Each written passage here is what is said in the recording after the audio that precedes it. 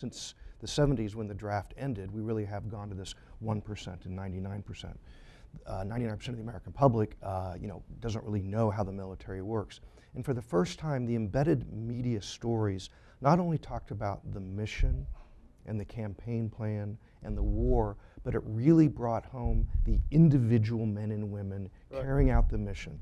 I had a conversation yesterday with a Vietnam veteran at a similar panel, and he asked, why is the American military today held in higher esteem than in Vietnam? Because there were reporters then as well. Yes, but they didn't really tell soldier stories for the wars in Vietnam. And especially as the very quick invasion will be greeted by liberators, as promised by Bush and Cheney, became, no kidding, the longest war in American history. I think those stories brought home the sacrifice of the individual military personnel, regardless of your political view of the war.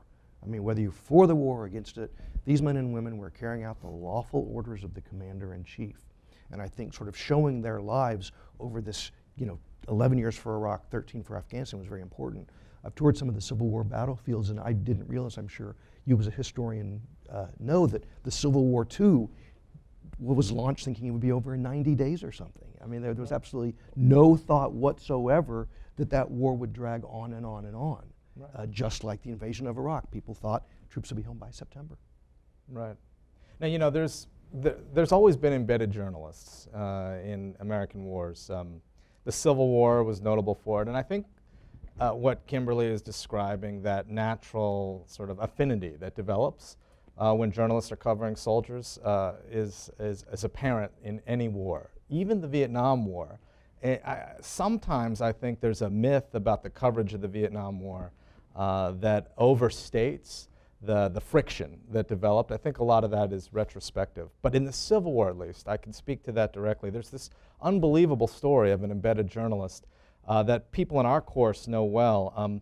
Sam Wilkeson was the New York Times reporter who was covering the Army of the Potomac, and he went with the Army to the battle at Gettysburg and was there at headquarters covering this story. But his son was in the Army of the Potomac. He was a young artillery officer, 19 years old, and he was killed on the first day.